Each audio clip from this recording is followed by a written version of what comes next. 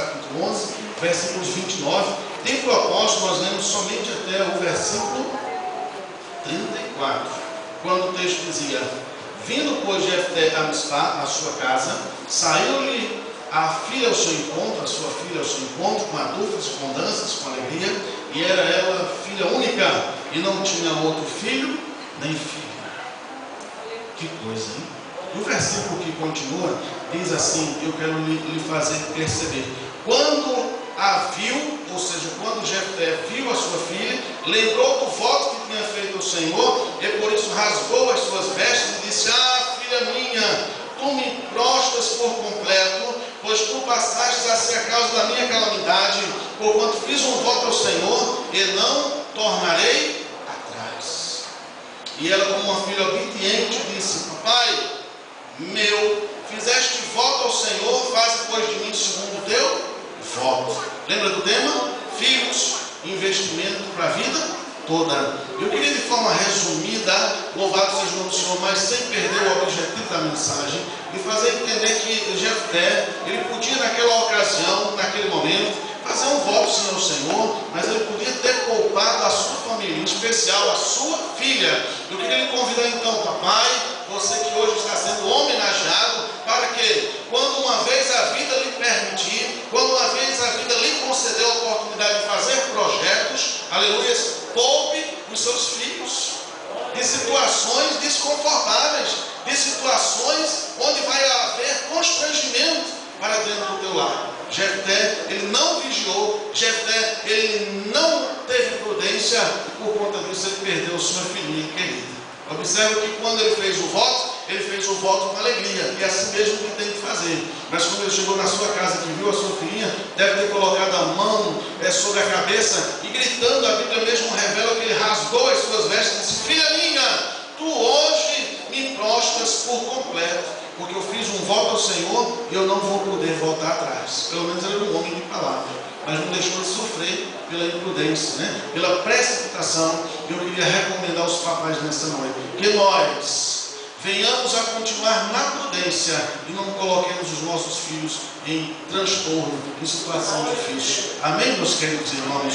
Louvado seja o nome do Senhor para todos sempre. Ora, se o tema fala sobre filhos como investimento para toda a vida, eu quero trazer para como que uma comparação, e paralelamente a esse texto, um homem que usou de prudência e colocou o seu filho também no estreito, mas valeu como investimento para a vida toda. Eu estou me referindo sobre a pessoa bendita do nosso Deus. Aproveite agora ele nesse instante. Louvado seja o Senhor. Poderíamos falar de Abraão e tantos outros, mas nós vamos direto àquele que nos deu a oportunidade de viver. Deus, aleluia. Deus, louvado seja o nome do Senhor, Ele enviou o seu Filho, diz a palavra em João 3,16, porque Deus amou ao mundo de tal maneira que deu o seu Filho unigênito, para que todo aquele que nele cresce não perecesse, mas tivesse a vida eterna. E de que maneira Deus colocou Jesus no estreito? Permitindo que ele fosse até a cruz. Olha que amor Deus mostrou para comigo e para com você. Ele colocou Jesus como investimento para que nós, queridos irmãos, obreiros santos do Senhor, tivéssemos vida eterna. Então esse investimento é para a vida toda.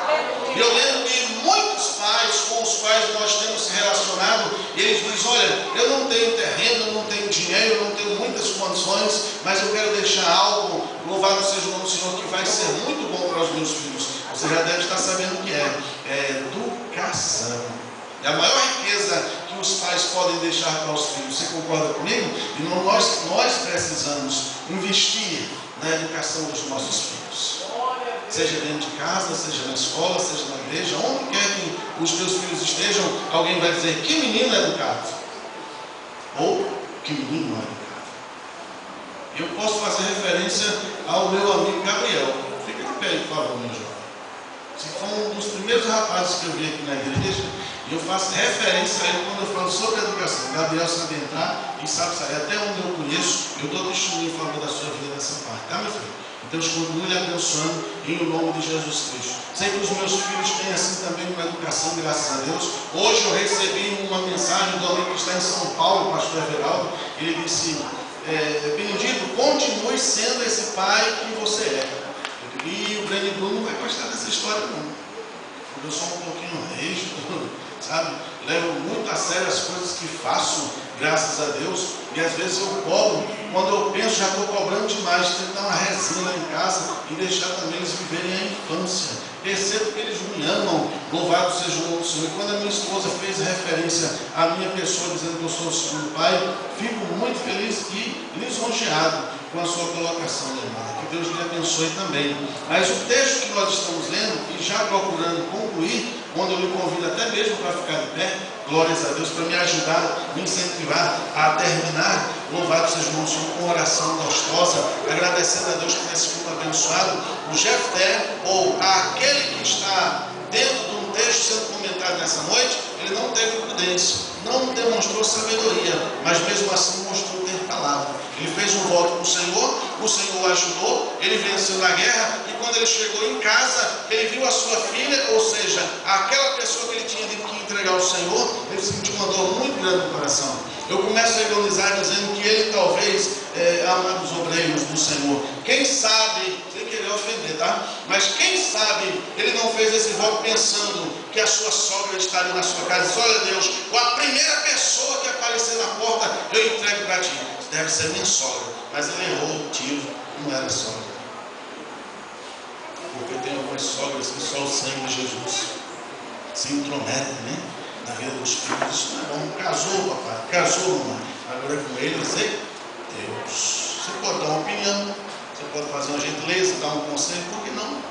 Mas nós não podemos interferir demais naquela coisa, autocontrole, autodomínio, autoproteção. Não é bom para nós, não seria bom para eles. O nosso irmão Jefté, ele chorou bastante a dor de, ainda mesmo sem perder a sua filha, porque ele não mais haveria de encontrá-la nessa terra, não.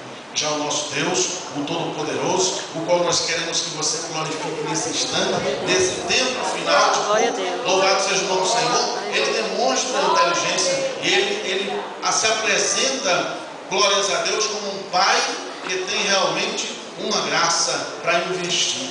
Ele coloca o filho no estreito, como por exemplo, há pais que dizem: você não vai assistir a televisão, você não vai jogar sua bola tão deliciosa, você vai estudar um pouco. É um investimento para a vida. E o filho às vezes pode ficar até chateado com o papai, chateado com a mamãe, porque cortou a televisão, cortou o computador, a brincadeira, mas naquele tempo em que ele não vai se divertir, ele está estudando, está investindo na vida.